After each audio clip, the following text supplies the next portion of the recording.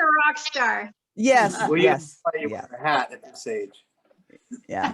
Please tell us that it's long Merry all the Christmas, way and you don't have a Merry Christmas. Merry Nice to see Christmas. you. Merry So- Christmas. Merry Christmas. Bless. It's Is my nice wife- to meet Hi, you nice to meet both. Drinking some Very nice to meet cozy- you both. Good to meet everyone. And Yeah, but I think Paul will be coming on before too long. I've heard from him. It's just He's on Paul Greene time. there's a lot of truth to that. Yes, we know about that. It's all right. It's all right. Diane, how'd you go at the eye specialist? It didn't go down any, it stayed the same. Sure. So Okay. she's gonna, I have to wait 5 months and then You want she's some gonna more? see if she has to do more work. So I don't know. Did you have to have an injection? No, More but gravy? I might have more surgery in 5 months. She's gonna see if it'll go down on its own, but Yes, last baby. time it didn't with the other eye. So Oh, big hugs. it's a waiting game. Thank you. Sorry. It's looking Thanks. Oh, you don't have to be sorry. Big hugs.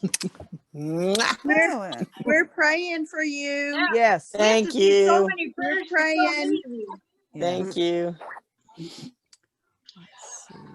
Okay. Well, it's nice to meet both Michael and Celeste. It's nice to finally meet you. I know we've been emailing, and so I'm glad we got it rescheduled.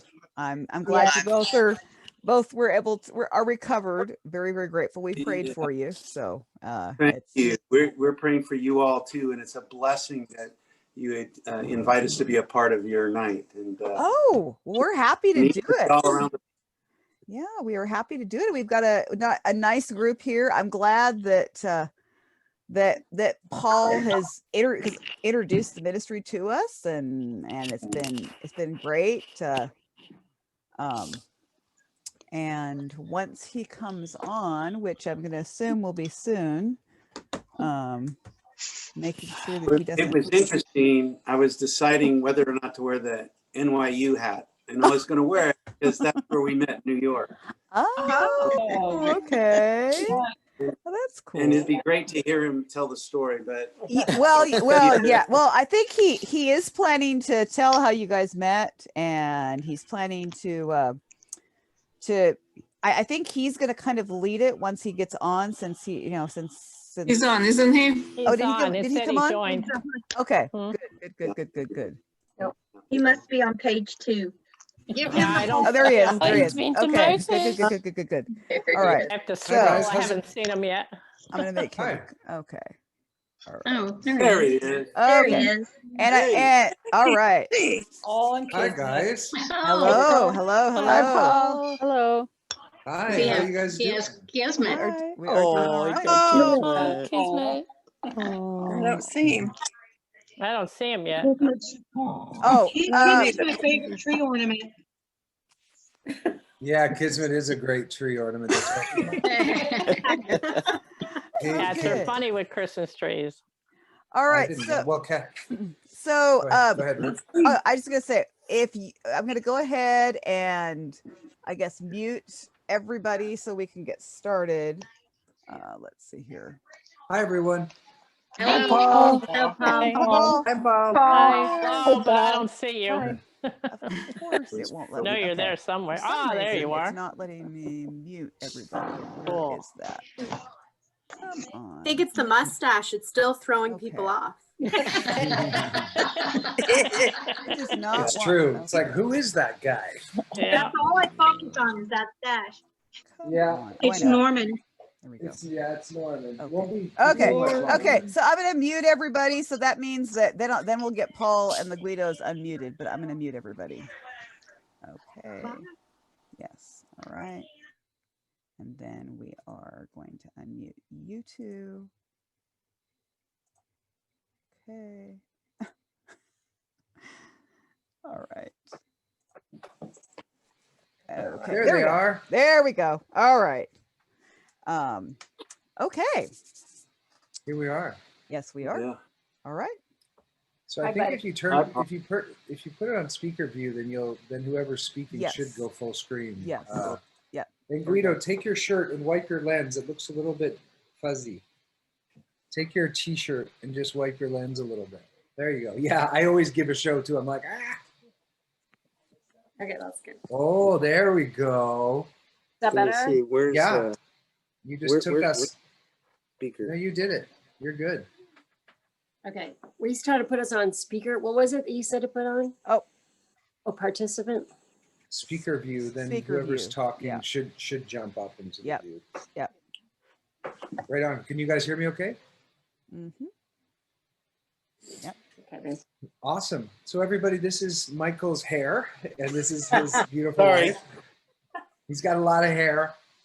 He's got, you've always had the same kind of awesome hairstyle for the 25 years I've known you. Is that how long we've known each other? Well, I was just trying to figure out the date. I was saying that it'd be interesting. I was going to wear my New York hat because that's where we met. And trying to remember the year, but I know it was early 90s. When was Ollie born? It was before Ollie was born. Right. Yeah, Oliver was 2003. So In the we met early- didn't we meet at Philly at that Philadelphia? The Grits show. It was Grits, the band Grits. Oh, Grits, right. So those of you who don't know, Grits is like I think, would they be rap kind of? Hip hop rap, yeah. Are they still making music? Yeah, they are. Actually, I'm going to be on a Zoom tomorrow with them about racial reconciliation. Oh, So, awesome. Yeah. Awesome. And how are you guys feeling? You both came through some you both came through COVID, right? You both had Yeah, it was pretty intense. It was real. It is real for sure. But we feel so much better. Yeah. Thank you for your prayers, man. Yes, thank you all for praying. That was just so awesome to know we had an army behind us. You did. You had my whole entire I think everyone found out about you because we started to donate some of the tips to you guys, and then then everyone, when they found out you had COVID, you had quite a big group, I would say, thinking about you guys and praying for you guys. So that's awesome. We could feel it. We felt them, and the biggest fear, if anyone's had it, is for me is the unknown. Right. You know, you just don't know what to expect, and then there's so much around it. And my fear was I didn't want to be hospitalized. Right. She has asthma. She battles asthma, so that was another part too. But we're better. Very grateful. God did a miracle. Thank you all very much for the prayers. Very much. Yeah, so this is a part of the VIP group. There's just to let you know what this is, Guidos, and I told you a little bit about it, but there's a subscription service that Facebook offered, and there's like a bit of a smaller group that we do usually on Mondays, we meet at 6 and I'll either talk or I'll play a small music set because I have acting class 6:15, 6:20 on Mondays, really 6:30, but they want us in a bit early. So this is an amazing group of people. A lot of them have actually done the course that Kate and I do every year. And then a lot of them have just come through music, and they're all over the world. I mean, I'm amazed. There's several, I think, including Timmy and Jeanette and Philomena, that are up in the middle of the night listening to my music. And yeah.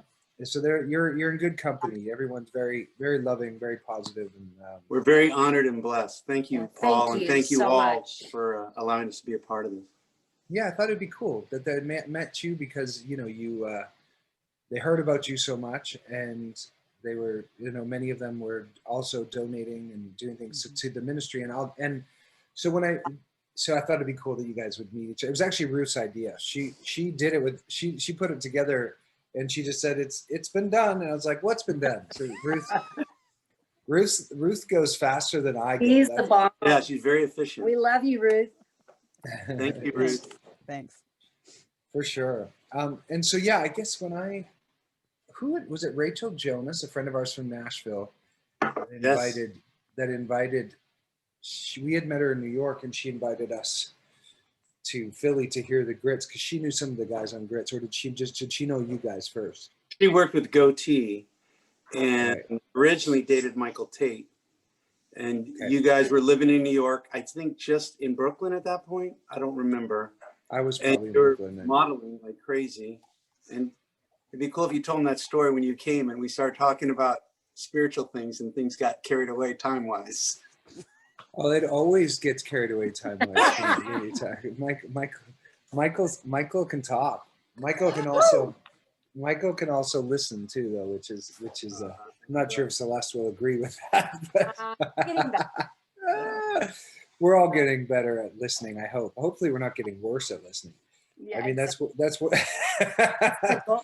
But yeah, no, we hit it off right away, and that was, I gotta say, 25 years ago at least, something like that. But you know, you're also really connected to Michael W. Smith and that sort of Toby Tate from DC Talk, and some other, even Dave Mustaine from Megadeth, which only probably a few people on here might know. I think probably Paula Waters would know Megadeth. Timmy knows Megadeth.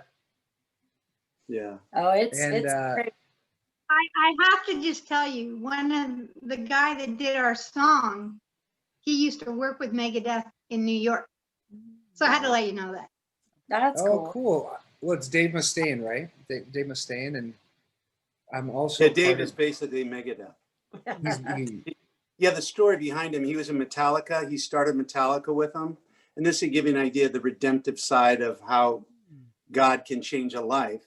He was in Metallica, and at the time they called it Alcoholica, because in the 80s, you know, partying so much, he got basically dropped out of Metallica, the band he started, and just had this radical driven desire, very gifted, and had an encounter with God, and his life turned around. And you know, he was raised with some spiritual background, but had a radical encounter. And so I met him after he got out of rehab. Yeah. So for like the 20th time. Yeah. Tell us about the rehab meeting real quick. The one I did? Yeah. Oh, it was so great. You know, what's hard about spirituality and counseling, as it is with any career like Paul, I tell Paul all the time, when I just got to give him props. I work with a lot of artists. I don't know where he finds the energy to do what he does. He's always been very gifted. He came here once and stayed at our house before a golf tournament. Michael and Toby used to host a golf tournament. And in the short time he was here, he did a whole video, edited it. And this is when Apple was just starting, but he's always been a techie. But so the energy he has is pretty astounding. But so you hit a wall sometimes, and I hit a wall emotionally. The irony is my wife hit a wall with her health, blood pressure wise. So she hit a wall, she got better. I hit an emotional kind of just burnout. So I went on this retreat, and it's interesting. The last person I talked to before I started was Paul. And you give up your phone, and I got to talk to Paul and pray with him, and he's such a support. And I just basically was there for a week, and it was a time of what you said, Paul, learning to listen. And I think sometimes we don't know how to be still enough. And I think one thing this pandemic is teaching us is to listen a little, because we're all wondering what's going on. So it was a wonderful time. The first time I ever did anything like that in 35 years of doing ministry. That's amazing. That's amazing. I did something like that, which is a 10-day silent retreat, which was you give up your phones and and it was a very similar, intense time. My dad had just passed. We just lost a baby. Like there was just crazy, and it's probably slightly different, but similar outcomes. We just unplug for a bit and everything slows down, and you reconnect to yourself and to God in a new kind of fresh way. Well, Michael, so when I first heard about Michael in this ministry, so they toured. I thought it was cool because you had these, I think you showed me this, because I love Bono, and you showed me this interesting, was it a letter or a tape from Bono that when they were... It's interviews with Bono and Edge in the 80s, 84, right after War came out. And the depth of their faith is amazing. And I've always felt that, like what Paul does, is anybody can say they're a Christian. Anybody can say they believe in God, but do you believe God? And as you know, what Paul does on Sunday with his gospel brunch kind of thing is so amazing. And telling the stories, Paul, is part of the greatest part about it. We had a Zoom call with Michael W. Smith and Toby and Paul Tuttle of American Chopper. And they hosted it, Amanda and Toby. And Paul had everybody's attention and spoke a word about his dad that he shared on his podcast once. And everyone mentioned how timely it was about generosity. Right. So yeah, it's just, yeah. Yeah, it's a beautiful thing. My dad, for those of you who don't know what we're talking about, my dad, when we were really young, I learned tithing, which is just giving 10% to ministry, to charity, to God. I now have a fund where 10% goes into, and I can use that for any form of charity that God puts on my heart. But I watched my dad when I was 15 or 16. I knew we were out of money because we had just been ripped off. Like everything my parents had got stolen through this company they started in Egypt. That's a whole other story. Actually, it's a really good story because my dad had these water efficient shower heads that he then did this big sale, and I would sell them door to door at 12, 13 years old. And I'd go to people's house with a briefcase and lined up shower heads. And my dad gave me 50% of everything I sold, which was so cool because it was, you know, some of them were $59, and I thought it was a generous cut. And I got over my fear of rejection. I could go up to a stranger's house and just be, I was probably a little older than 12, but maybe like my mom would be waiting in the car. So I was like 13 or 14 and continuously was like, hi, I'm selling these shower heads door to door. But it gave me grit, and I was good at it. I sold, you know, it saved the planet, it saved them money on their heating bill. But once that they got ripped off through that company, we were at kind of zero. But we had a garden, so we were eating out of the garden, and mom was nursing, so we had my mom's nursing income. But then we went to this tire store, and our youth pastor was there, and he needed to put new tires, and he couldn't afford it. And I watched my dad replace all his tires, and I knew what sort of financial thing we were in, and I always knew my dad was tithing, and it didn't really click until I saw what a difference it could make. And then, you know, from pretty much my first paycheck at 15 or 16, I think my first job was shooting gophers, which it lasted 2 weeks because I didn't kill a single one. I was like, I can't do it. I would scope up a gopher and then see its little family. I'm like, I'm not doing this for a quarter. They were offering me a quarter per gopher. But anyway, my dad taught me physically the gift of tithing, and we always had money somehow. Like we always, I watched my dad give his way out of a hard time, and that's, you know, that's one thing I've continued to listen to is if things get a little tight, instead of really tightening everything up, you find a way to give of your time, in this case, it's 10% that I always set aside for giving in some way with my finances.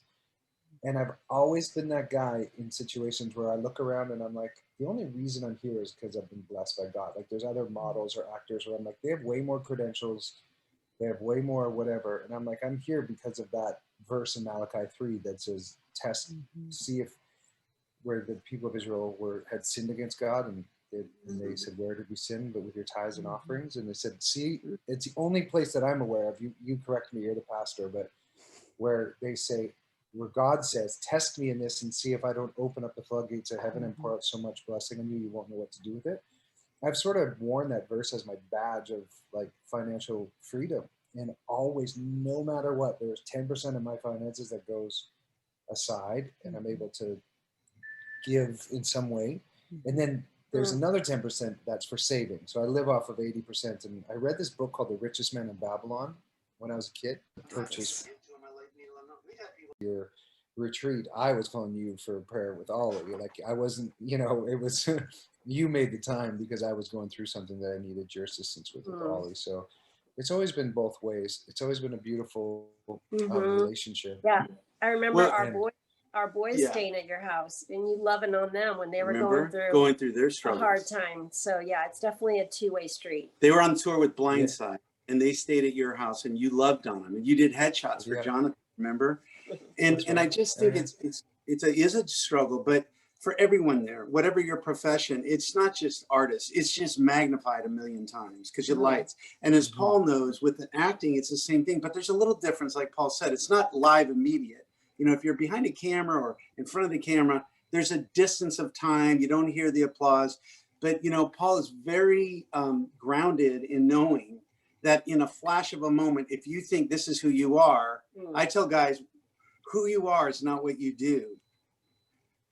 I mean, what you do isn't who you are, but who you are should affect what you do and how you do it. And literally, when Paul and my kids were going through teenage, we had a son go through depression. We almost lost him to suicide. We had a daughter lose a baby in stillbirth. And so in ministry, like when I said I hit a wall when I went on that retreat, you not only have everybody you're ministering to, but you have your own personal family stuff. And sometimes you stuff that. Well, the same with an artist. He's on and 10 and everybody's, but then he calls home and his wife's going, where are you? You know, my kids are struggling. What are you doing? One interesting fact, when we were in LA, I did call Paul for the Bon Jovi tour and say, hey, do you and Angie want to come? Or whoever, I forget. I said, you got anybody that wants to come with you? You're welcome to come. You +1 or +2? He goes, well, honestly, we'd probably come, but I think we'd probably come for Bon Jovi. Because it was, you know, it's more the taste. So you don't know this about Paul. Little insight. I invite him to a POD show, which you want to share that story, Paul? Oh, you go ahead.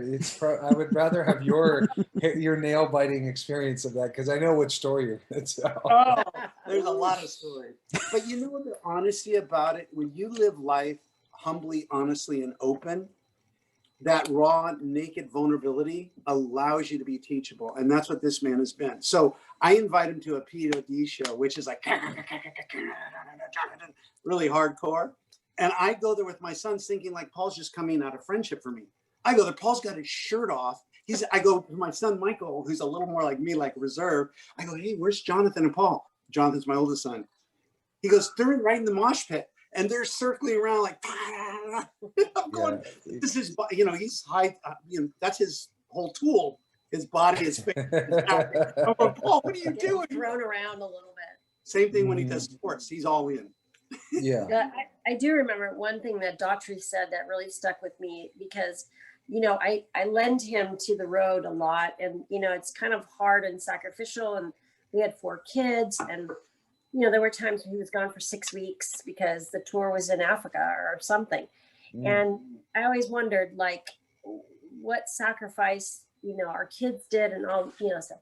But Daughtry said, you know, the reason that Guido's out there is, you know, he reminds me of who I am and that my marriage and my family mean more to me than this platform. And I think, you know, that was really encouraging because, you know, you want to know that what you're doing is making a difference. And there were marriages that were saved, and then there were marriages that weren't, but we were still involved in their lives. We're still involved in each other's world. So, and when we were on that 6-week tour, give you an idea of what artists' wives deal with, because she works with the wives and I work with the men. Why don't you share that story? Amanda, Toby's wife, we were out with DC Talk and we were Toby's in DC Talk, and Daughtry that he's talking about was Chris Daughtry from American Idol. In case you guys don't know who he's talking about, they're secular artists. Well, Daughtry was not a Christian artist, but he was a Christian man that didn't want to destroy his marriage by being while he was on tour. So he called up Guido.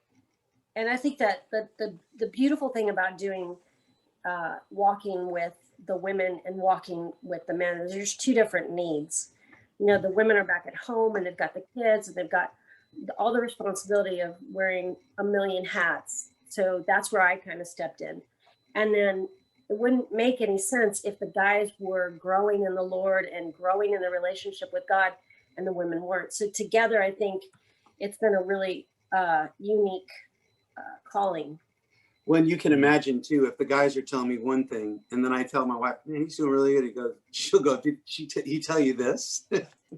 So, you know, when they trust you with their wife, you get the wife's point of view. Now, not that it's necessarily negative. You just get the view that when he comes home, sometimes a guy can come home and forget the need to plug in.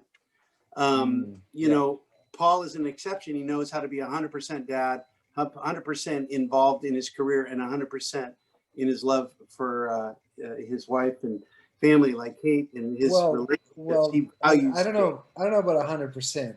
I just like everyone, I have many moments where I lose my balance and my the equilibrium. But I feel like you know, having anchors and friendships like yours, and I have other, you know, really strong mentors in my life, and some of the books that I'm, you know, really enjoy reading have kept me up and have kept me grounded. And my, you know, fortunate enough that my fiance Kate is just an absolute truth mirror. She's just such a mirror of authenticity that she'll really let me know if she sees me becoming quite caught up with myself or narcissistic or egotistical. So, you know, there's never 100%. I give my 100% for sure, Michael, but my goodness, you know, there's no such thing as doing it perfect or right. There's just like, are you continually learning from your mistakes and growing, and how quickly can you forgive yourself and move on when you let others down?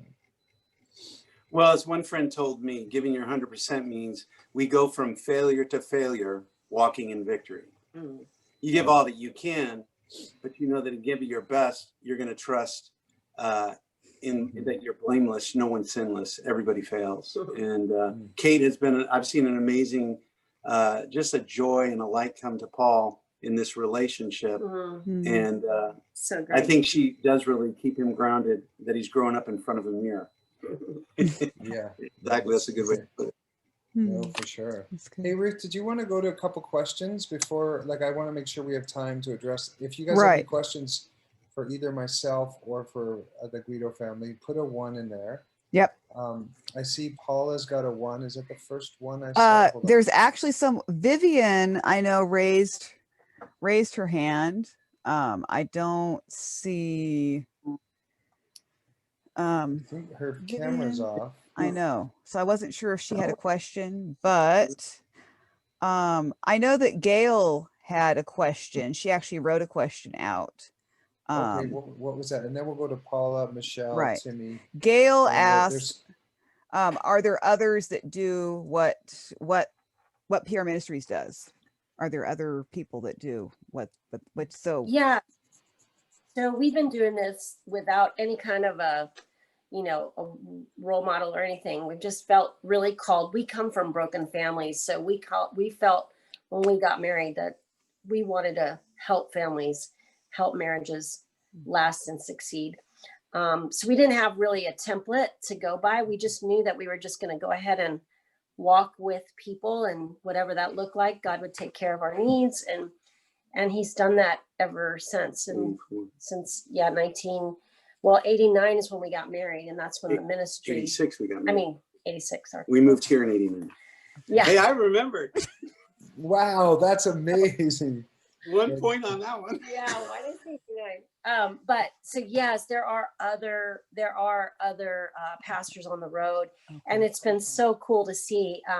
They do it a little differently. Some are involved with churches, and churches send them out, so they have that covering and that support. And people have asked us, you know, how do we do this? And so we kind of share our stories, and you know how God does things. He's so unique, and he's so he's just, you can't put a label on him, or you can't put him in a box. I mean, he really does. So take care of us. to answer that question quite clearly, is no one was doing it in 1984 when I started with Striper. Okay. Striper. And then it went on Striper to Michael W. Striper. Smith to DC Talk to Jars of Clay to, you know, POD, Blindside, Me Without You, a band out of Philly, you know, to Paul, when I met Paul, which led to other people in his life that he shared with me. So it really is, the ministry stands for pursuing relationships. So relationship with higher power, with God spiritually, and in doing that, then it affects it this way. But if you try and do relationships this way without a center this way, you're going to be jumping all over trying to please people. Right. But when you get a center, and everybody, like I said, is in a different place on that journey to center. But that's when it began, and I was with Striper, Tight Pants, and Yellow and Black Attack. Didn't Striper have the song "To Hell with the Devil," or was that Petra? Yeah, that was their biggest album. Yeah. They have now a new album called "Even the Devil Believes." Oh wow, that's funny. No going. Yeah, actually, before COVID hit, that was the last event we did. We went on a secular cruise called Monsters of Rock. No way. Bands like Faster Pussycat, all these crazy 80s bands. Wow. Yeah. A so lot it of was a hair. Lot of crazy hair. group. Lot of big A hair. lot of hair, a lot of things. She took a I picture bet. behind, and the guy turned around. It was a guy, and his hair was all the way down. I thought it was a girl and it was a guy. There was so many times like that. I was like, okay, I'm not gonna try to talk to anybody. Right. Gotcha. Well, Paula, did you want to unmute yourself and ask your question? Yeah, sure. Hello, how are you guys doing? Paul. I just wanted to, I work in booking a lot of artists, so I've seen a lot of the behind the scenes. I know what goes on. And I remember one incident where when I had them come, I even got a picture of his wife and his kids, put it up in his hotel room so he'd have a memory of his family. And still in front of the pictures, tried to, go past that relationship. Wow. And I was wondering what you would say to an artist at that point. Is there a Bible quote or something that really stands out that you would say to somebody that just doesn't have that threshold to stop? Well, I think at that point, yeah, and God bless you for doing that. That's all you can do is remind them of who they are. But really, at that point, I don't quote a Bible verse because the trauma's too deep. And you know that it's not about his marriage. There's a wounded little boy in there, and I pray for favor that he would open up, and that there's one thing that people don't understand. Repentance is a gift. You can't even repent unless God touches your heart, right? So we can't even desire to be close to God. And when a guy can be that hardened that he sees his wife's picture and his children, it just shows you the spiritual battle over his heart and mind and body. And body's the thing that you just feed first. So I would really just pray. The thing I would ask right then, Paula, would be, God, would you give me a way to be a friend to him right now? Favor. Because my heart breaks, because that's how I came to the Lord, through divorce. So I found out the hard way, and it cost you dearly. And I remind him, you don't know if you'll walk your daughter down the aisle on the day of her wedding, because you don't know what trauma is going to be caused because of that divorce. And I do think one of the things that he always says is that when you say about be the person that you want your daughter to marry, like be their example for your daughter. Are you going to be that person? Are they going to remember you as, an awesome dad or an awesome, or be the man you want your son to be? Yeah. So it's a great question. I think quoting a verse at that point is probably going to Well, land doesn't up. come up with any excuse. He's like, Yeah. oh, they let us artists get to a certain point, and it's not cheating. Well, there's that's what I heard. it's rare to find someone like Paul that wants someone in your life. And in Paul's mountaintops or valleys, he never stopped connecting me. If I called him, there were times where I wouldn't hear back, but he could have been, busy, whatever. But, that's the making of a man that says, I want to live vulnerably. And so, the bigger problem is, Paula, who allowed him to get to that point? Not just in his life, but people around him. The other side has the problem too. They're the ones that know they're married and know it, and they've put themselves in the position. Yeah. Kind of creating their own monster, really. Think about it. Yeah. Well, I had a manager say once that when you have accountability in your life, like Greene, Michael, and Celeste, what you're saying is that you want a long-lasting career. Right. And you're protecting your investment. But the point is, you don't really have a career if you don't have a family. Oh, you may have a huge career, but as you've seen with artists where they go through those really dark periods, when you lose family, it's hard. It doesn't keep you warm. Fame does not keep you warm. Right. No anyway, it's a long answer. And Michelle shared on here as well, growing up in a large extended family, many of those members served and have served in the military, it seems like. So there's that, when they come home to their families too, it's like, how do they integrate in a form of, like when you get back from the road too, is like it must be similar for artists to reintegrate to their families as someone who serves in the military. It's a big difference. Yeah, there's this thing that we call is like when you're a re-entry. So we spend a lot of time beforehand praying for reentry because, you know, when you are in another world, you've got, you know, all these responsibilities, you're trying to keep everything together, and then in comes your tired, wounded. So I would always put him on like the biggest field trip. I'd be like, okay, bye-bye. You're going on a field trip and you got to take snacks and you got to do this. And he's like, I've been up all night. I'm like, sorry. You We know? would have kids that listen to our ages of our kids. The oldest one is how many years older than Jonathan? 10 years older? Yeah. And then it goes every 2 years. I come home and we reconnect and she get pregnant.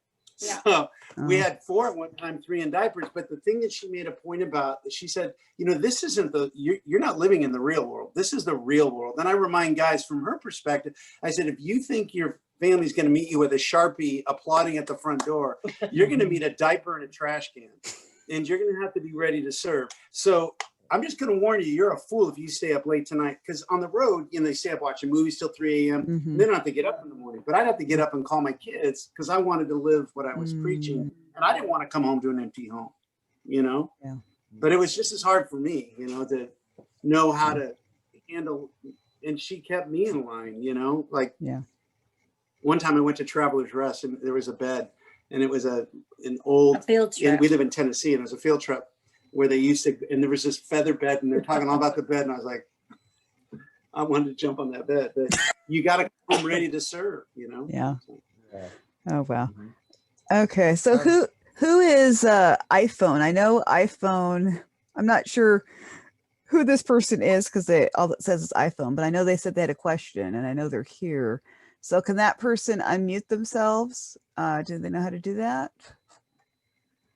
Maybe I can find them. Let's see. Maybe. Okay. In the meantime, let's grab Timmy because Yeah. I think she was just ahead Okay. of that. Okay. And Oh, if that yeah. person, Is this Yeah, I Tamina? actually don't have a question. Hi, Oh. I just want to take this opportunity to say thank you for helping my daughter with her school project. It's really kind of. Yes, we're excited, Tamina. We were just saying, whatever way we can help. We're sorry we haven't got back to you with this COVID thing, but we're feeling better. And I was saying to Celeste, if you guys wanted to reach out directly by a Zoom call, we could talk to you, your husband, and your daughter. That would be. I mean, we'll do the writing. We'll do the writing too, whatever you need. But sometimes it's more organic this way for her, you know. Yeah, that would be great. It's 1:45 at the moment here, so she's. She's sound it's late. asleep. Yeah. We didn't think we'd see you. Pleasure. Okay, I don't know. Nice to see you for too. those of you who don't know what's going on, Timmy's daughter is doing a school project, and I'm connecting them to your daughter wanted to find out a little bit more about how PR ministry works, right? Because it's probably very different in the UK. I mean, faith, every country you go to, you know, has a different version of how they relate to ministry or God, or you know. So you know, when I remember when I went to Italy when I was first started modeling, it was so different, and I had to, you know, and then the United Kingdom where I lived as well, it was just a very, you know, church and state aren't really separate there, so it's like a whole different kind of thing. Yeah. Thank you, Timmy. I'm glad you guys connected. Yeah. Ruth, you look Thank you. concerned. Did you figure it out, Ruth? No. I'm looking for. I know she's unmuted herself. iPhone. I know you're unmuted. So where are you? There you are. Actually, I see you, but I can't hear you. That's what it is. You're talking and we can't hear you. Your mom's here. Hi, Neba. My mom is here.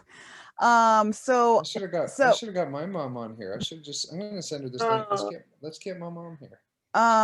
So the iPhone person, we can't hear you talk is the thing. You're unmuted, but we can't hear you. So is there a way, can you type the question out in the chat and we can ask it? We can get it answered that way. Would that work? Okay. So while you're doing that, okay, Lisa Taylor, I know you know how to unmute yourself.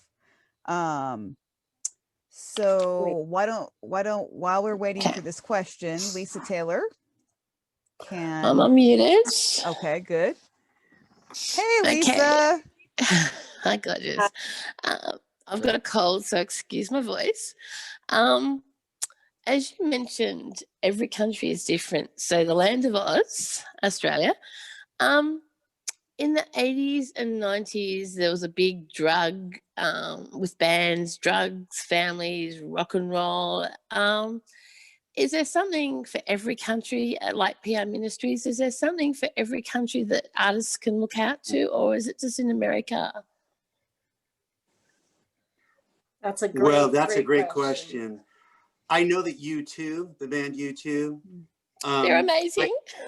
Yeah, U2 shared in the 80s about, and it's interesting because we first met on a cruise, and I was listening to U2, waiting for her to show up and whatnot, and showing if she would. And I'd listen to the War album, and I go, man, this is spiritual. Sunday Bloody Sunday, and just everything about it. And so I've shared with Paul, like you said, these tapes that I have of an interview with Bono and Edge, and their view is basically everybody's in a place about being overt about their faith, you know, and being. I believe that your faith is more powerful when you don't necessarily, and this is a safe environment. But for an artistry, you can ruin a man's ministry if he has a view to be, and that's why they're called U2, like a U2 plane. You come in and, you know, let the Spirit do the work. And if you ever go to a U2 concert, you'll feel God's Spirit. But so they have a pastor and Anglican pastor, who Jack Islip, who was with him for years. He passed away, and now they have another pastor who actually, Paul, the tour manager, who is Bon Jovi's tour manager, now is the tour manager for U2. So when we went to see U2, Celeste bought me some really high redder seats, and ends up I text my friend, she goes, you got to let them know you're coming. But again, I don't like to ask anything of the artist. And we got to meet the pastor. So he's a pastor working in the UK. There's another friend in the UK that works with artists. He worked with a band that we know, Third Day, who I had worked with them a bit on the road as well. But the question is, it is hard because, you know, the record companies don't necessarily want to invite someone in. They're going to have to pay their bills. What I can say about a guy like Paul or a guy like DC Talk or Paul Jr. or the people I work with is they honor and they say, listen, they buy your I looked at one ticket one time with DC Talk, just one segment was $3,500. And they're paying my room and they're paying my food and, you know, the lodging, everything. So, and that's on top of they were supporting the ministry. So it's kind of so the record company looks at it too, like they don't know if they want the guy to be too squeaky clean either. Does that make sense? It does, because like bands like I don't know if you've heard of them from Australia, like AC/DC. Yeah. Bands like that. I mean, you could tell they were going down a bad path, and it's like, why couldn't people be there for them? It was so sad. It really, really was. And they don't have ministries for people because they don't like them being squeaky clean. Is that basically the concept? Yeah, even in the Christian realm, as Paula brought up, you know, that they'll allow someone to get into a cycle of behavior that's eventually going to destroy his life. You know, that's why you see depression amongst artists, because there's no spiritual life, even in Christian artists. You know, it's interesting you mentioned Australia, a man that Paul met, the manager that worked with POD, Tim Cook, and his partner, Tim Otley, is from Sydney, Australia, and he's a lifelong friend. And so they're, like in Australia, like in different parts of the world, there's a small percentage of people that even believe in God. But like I always say, believing in God is nothing, but believing God is something. Exactly. Humans believe in God, but when you put your faith in God, it's a whole nother level. And I think sometimes it's a small tweak in our life. But for those people, like I have such a burden for AC/DC because they had such great music. And again, like Paul mentioned, Megadeth. I mean, that's the kind of music and people he hung out with, you know, and it is a spiritual war. It really is. Because if you study about song and music, think about it. When you hear a song, it can change your attitude, right? And if you go to church, one thing you notice in church is music is the part that prepares you to hear whatever's going to be spoken. So it's like the rake that opens up the heart. Yeah. You know, and Martin Luther said, I give music second place only to theology, because only music can calm an irritated soul. Mm. And I've worked with a lot of music that irritates a calm soul. But you know, there's Oh, something divine about I music. hope that answered your Does question. that make sense? it You know, it certainly does. I think the Newsboys came from Australia and New Zealand, right? Mhm.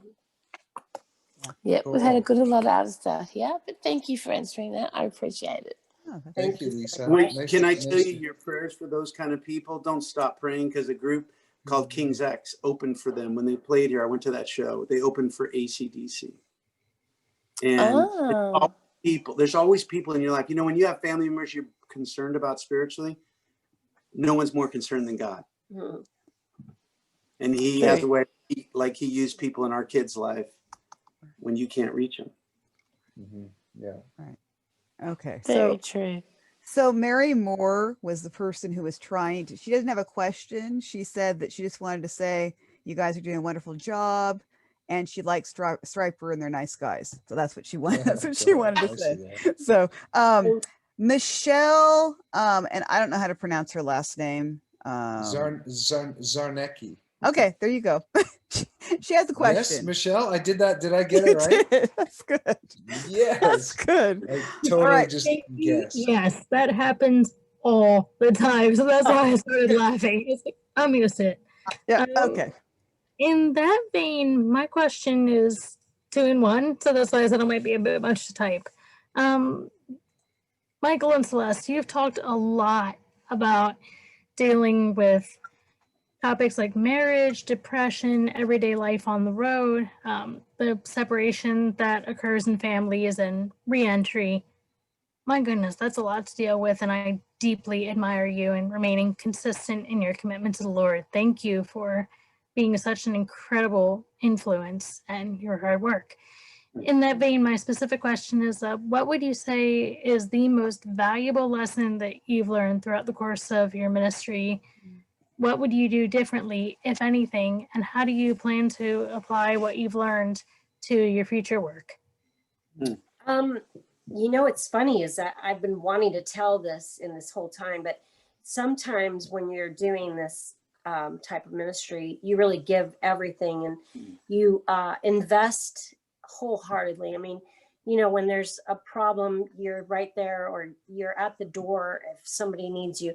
And the hardest part for us has been to let that part go and really trust God with it. I would say the only really big thing that I think we would do differently is learn how to release that pressure and that burden, because it's not our burden. Because I think what happens, we're two pretty passionate people, Italian, Hispanic, crazy, passionate, care for Dysfunctional people, background. lots of that. But so when you want to help someone, I think we would just really carry that burden in.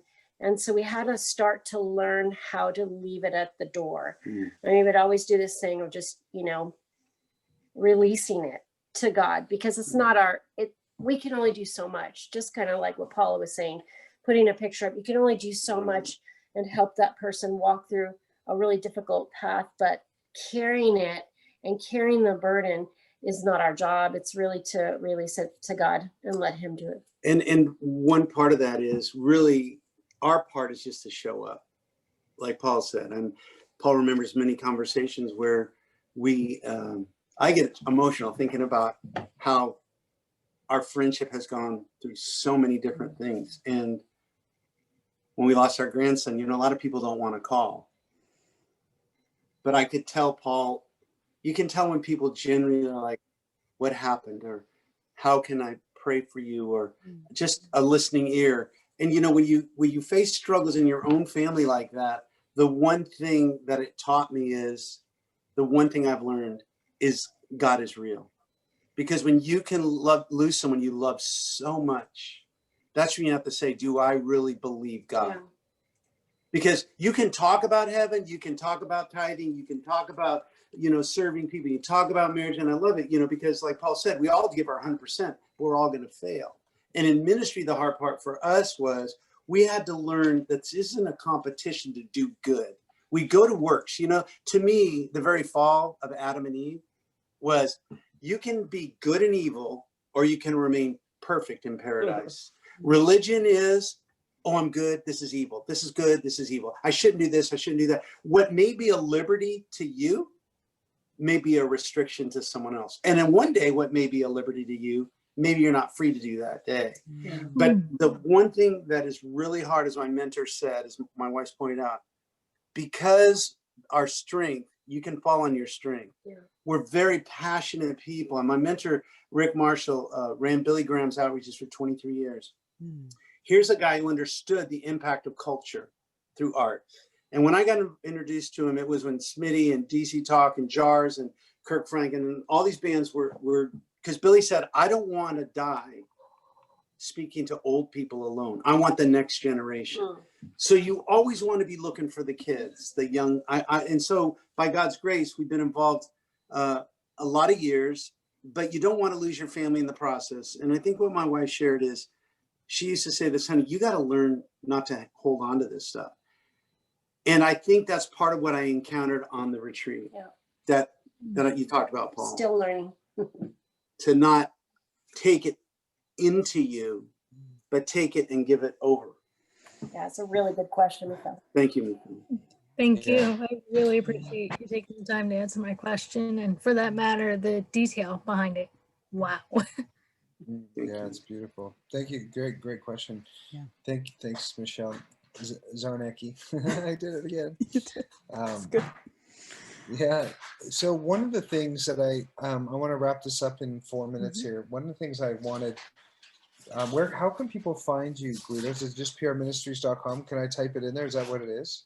Yeah. If you put www.prministries.com. He always does it www. Right? I don't know. Sorry, I'm not a techie. Yeah, and prministries.com. And I would love if anybody needs or has questions, they can just email us at prministries@gmail.com. So our website is prministries.com, and then our email is at Gmail. Yeah. So now, and if some of them knows of an artist that might be struggling, is that okay for them to? Absolutely. Yeah. Okay. Good.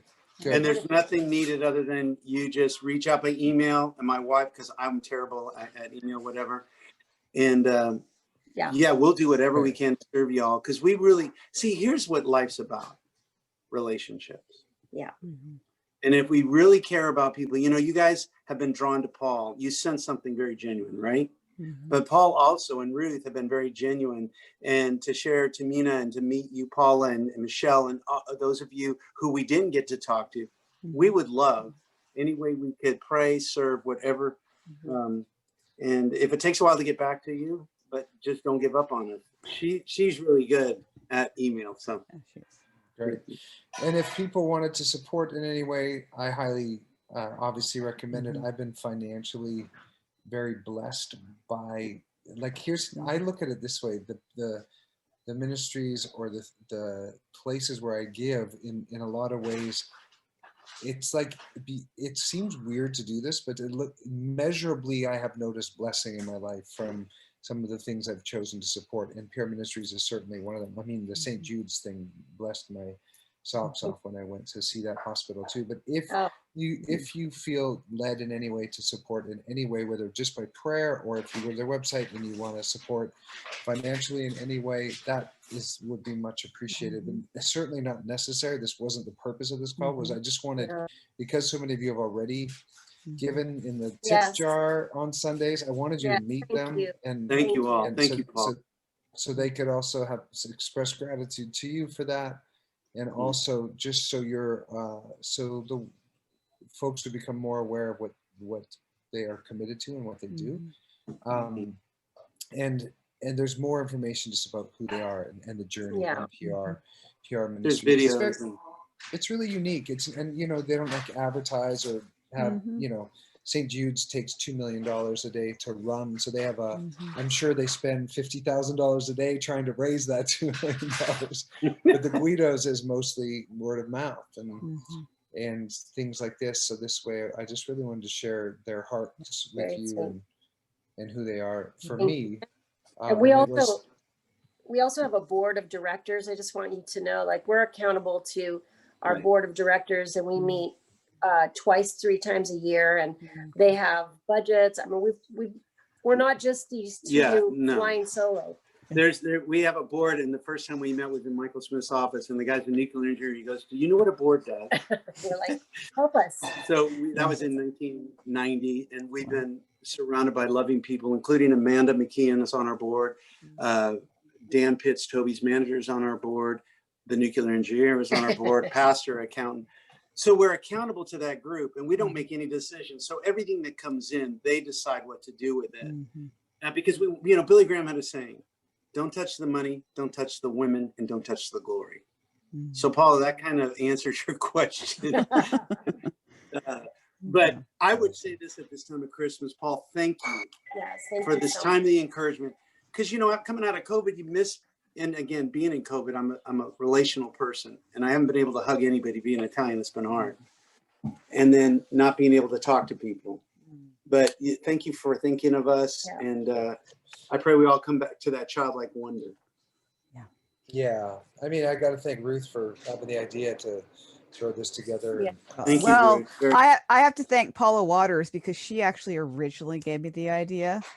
And so great. she doesn't even remember that she did. I was just telling her, I said that she mentioned it in passing and I just tucked it away and I thought, yes, we need to do that. And so.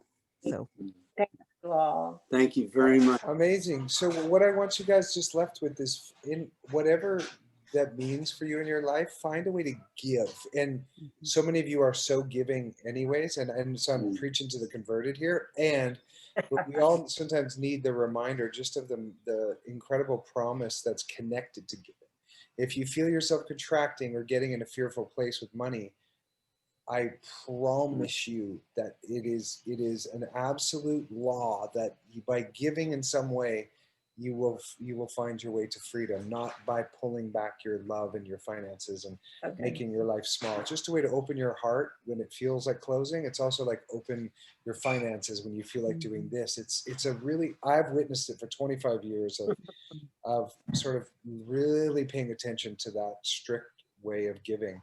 And it's fun. It's like, it's almost like depositing or buying a stock, and like knowing that deposit into something that I know is really going to help a lot of people in that way, especially to watch it pay back dividends in so many different ways, not just for myself, but for others, is a really, really quick way is another tool for enjoying your life because you're helping other people. And quite often we become quite miserable and depressed when we get obsessed of ourselves and make our life about ourselves and get small. And so it's built in there to bring us joyfulness and happiness. It's just built. The gratitude and the giving is, I think, the foundational piece for an enjoyable life, because it really does yield back so many blessings in so many miraculous ways. So I didn't realize exactly that's what I wanted to share with you guys, but that's what I want you left with. Just a reminder, so many of you are so giving anyway, and that being said, there's a reason that you're smiling all the time. And that just might be one of them. Yeah. Awesome. So thank you guys for being here. Guidos, Thank you. Yeah, I really appreciate you coming here. I have a few minutes to get a chicken in the oven before my acting class so that I can take a quick break. And I have this 23 minutes or 27 minutes to before my class starts. So I gotta hop in the kitchen and get dinner at least in the oven. So much love. Say hi to everybody. Kate and Ollie. Thank you all. Thank you very much, and blessings on all your families. Yes, That's what you guys want. I know that you guys will be praying for the Guidos, but to have the Guidos praying for you is a whole other thing too. It's it's an extra special blessing. So I wanted you all to have a little taste of what that's like and meeting them and the blessing that they are. So thank you all. Well, thank you. Ciao. Bye, everybody. All right. Thank you guys. And you all. Thank you very much. Thank you, Ruth. Thank you, Ruth. Thank you. Well, thank you guys for coming. It's great. It was great getting to meet you all. And so, all right. And thank you guys for coming out. It was a great one. And have a wonderful evening, everybody. All right. It was great. All right. God bless you. Thank you. All right. Thanks, everyone. Thank you.